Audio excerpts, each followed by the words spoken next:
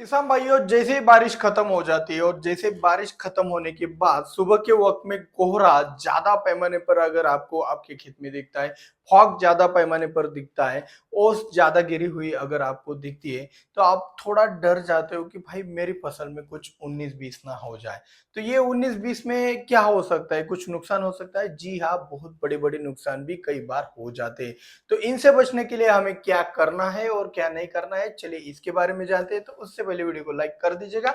चलिए शुरुआत करते हैं, ओस गिरने पर क्या करना है और क्या नहीं करना है। तो सबसे पहले जानते हैं कि भाई क्या नहीं करना है। तो आपको क्या नहीं करना है, तो जब ओस गिरती है तब क्या होता है, जो पानी है वो हवा में आ जाता है और ज्यादा ह्यूमिडिटी बढ़ने के कारण वहां पे जो भी एक डिसीज है और डिसीज प्रेशर बढ़ जाता है, ठीक है, ब्लाइट आ जाता है। तो कौन से प्रकार का ब्लाइट आता है, तो वहां पे आ जाता है आपका अर्ली ब्लाइट। कोई भी फसल हो आपकी, अगर कोहरा ज्यादा गिरता है या फिर ओस ज्यादा गिरती है तो वहां पे अर्ली ब्लाइट आने की संभावना रहती है। ये सबसे पहला पॉइंट रहता है।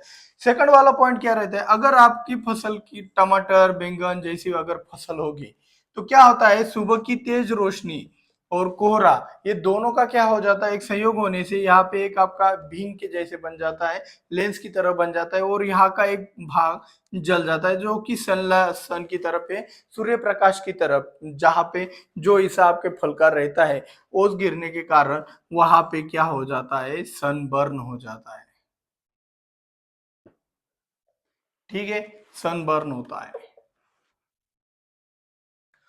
तो अभी आपको अर्ली ब्लाइट और सनबर्न से बचना है, तो ये दोनों चीजें आपको कोहरे में ध्यान रखनी है। तीसरा एक महत्वपूर्ण पॉइंट मैं आपको बताना चाहता हूं, क्या करना नहीं है। तो जब कोहरा या फिर ओस गिरने की संभावना रहती है, तो ऐसी सिचुएशन में आपको नाइट्रोजन युक्त खाद बिल्कुल नहीं देनी चाहिए। वहां पे थोड़े दिनों के लिए रुक जाना चाहिए। या फिर आप कहोगे सर जी, अभी तो रोज ओस गिरेगी, वो रोज कोहरा होगा, तो हम क्या रोज रुके क्या।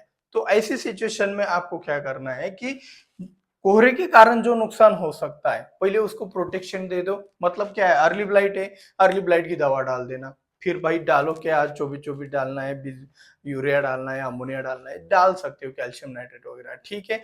तो इस तरीके से भी आप कर सकते हो।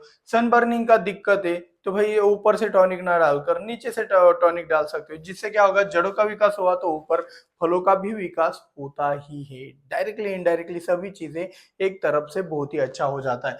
तो यहाँ पे अभी हमें क्या नहीं करना है, ये ध्यान में आ गया होगा कि भाई ज्यादातर टॉनिक का इस्तेमाल ऐसी सिचुएशन में जमीन से ही अगर करोगे, तो फलों को नाजुकपन ना आने के कारण वहां पे सनबर्न होने की संभावना कम रहेगी। पहला पॉइंट अभी हम समझ गए कि भाई टॉनिक नीचे से डालना है, ऊपर से नहीं डालना है। और जो भी नाइट्रोजन युक्त खाद है, उसका भी इस्तेमाल, आपको कोई लोडिंग हो गया अर्ली ब्लाइट की दवा, वो हो जाने के बाद ही आप डालेंगे मतलब नाइट्रोजन युक्त खाद, तो आपके लिए बहुत ही अच्छा रहेगा। तो चले तो सबसे पहले देखते हैं कि भाई अर्ली ब्लाइट और सनबर्न के लिए ओस गिरने पर क्या क्या दवाइयाँ अवेलेबल है। तो सबसे पहले अर्ली ब्लाइट के लिए एक कॉम्बिनेशन ले लेते हैं और उसी में सनबर्निंग की भी दवा डाल देते हैं, बढ़िया हो जाएगा, ठीक है। तो अर्ली ब्लाइट के लिए हम यहाँ पे लेंगे आप यहाँ पे शामिर ले सकते हो। देखो, यहाँ पे मैंने शामिर इसलिए लिया है, अतामा कंपनी का शामिर है। ये इसलिए लिया है क्योंकि ये थोड़ा सस्ता भी है। दूसरी बात, इसमें टेबुकोनेजोल प्लस कैप्टन आता है, लिक्विड फॉर्मुलेशन है। तो यहाँ पे फ्लावरिंग भी होगी, फ्लावरिंग को झटका नहीं बैठने वाला।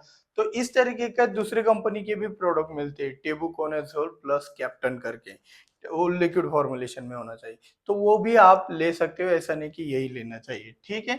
तो शामिर लेंगे, शामिर के साथ साथ आपको लेना है सन बर्निंग के लिए कुछ कुछ कुछ ना कुछ लेना है। तो सन बर्निंग के लिए हम यहाँ पे ग्रीन मिरेकल ले सकते हैं। अगर आपके पास ग्रीन मिरेकल अवेलेबल नहीं है, तो आप सिलिकॉन पाउडर ले सकते हो। और ग्रीन मिरेकल सिलिकॉन पाउडर भी अवेलेबल नहीं है, तो आप सिएप्टन का भी इस्तेमाल कर सकते हो। तो यहाँ पे ऑप्शन भी हमने बहुत सारे दिए हैं। तो शामी ग्रीन मिरेकल जा रहा है, तो कोई कीटनाशक तो डालते ही जाएंगे ही हम। तो कीटनाशक के तौर पर हम किसका इस्तेमाल करेंगे, यहाँ पे हम इस्तेमाल करेंगे प्रोक्लेम। प्रोक्लेम बढ़िया वाली दवाई है, इसलिए हम इस्तेमाल करते रहते हैं। इसका इस्तेमाल 100 ग्राम 200 लीटर पानी के, ग्रीन मिरेकल 200 लीटर पानी के लिए 500 ml, शामिर 200 लीटर पानी के लिए 400 ml का इस्तेमाल आपको छिड़काव के लिए करना है। और अगर यहाँ पे अगर एनपीके का इस्तेमाल ही करना होगा, तो जो फलों को मजबूत बनाती है, वो जो परत होती है ऊपर की, जो एक शेल्फ लाइफ है, उसका बढ़ाना होगा। क्योंकि अगर ये जो सनलाइट है, ये अगर इतनी ही तीव्रता से उन फलों के ऊपर गिरता रहा और उसके सहारे अगर वहां पे गिरता रहा, तो वहां पे वो बर्न हो जाता है। तो वो बर्न ना हो, इसलिए शेल्फ लाइफ बढ़ाना होगा। इसके लिए हमें फास्फोरस की लेवल बढ़ानी होगी। तो फास्फोरस की लेवल बढ़ाने के लिए हम 1261 या फिर 5234 का भी इस्तेमाल कर सकते हैं। 200 लीटर पानी के लिए 500 ग्राम। तो इस तरीके से इस कॉम्बिनेशन को आप ओस गिरने से पहले अगर डाल देते हो तो बहुत ही अच्छा होगा। और इसके बाद आपको क्या टॉनिक इस्तेमाल करना है वो कर सकते हो। और हाँ, टॉनिक का इस्तेमाल ज्यादातर नीचे से करोगे, नाइट्रोजन का इस्तेमाल नीचे से करोगे तो ज्यादा फायदेमंद रहेगा। वीडियो अच्छा लगा हो तो वीडियो को लाइक, चैनल को सब्सक्राइब करना मत भूलिएगा, बेल आइकन तो जरूर दबाइएगा। हमारी ए टू जेड वाली सीरीज नेक्स्ट वाली आ रही है, आप बताइए कौन सा वाला नेक्स्ट नेक्स्ट वाला सीरीज होना चाहिए। अदरक, लहसुन, लहसुन तो हो गया, अदरक हो गया, भिंडी हो गया, बहुत सारे फसलें हैं जिसके ऊपर अभी हमारे बहुत सारे ए टू जेड आने वाले हैं। तो एक एक करके हम चलने वाले हैं। तो कमेंट कीजिएगा आपके मुताबिक कौन सा आना चाहिए। तो मिलते हैं अगली वीडियो में। जय जवान जय किसान।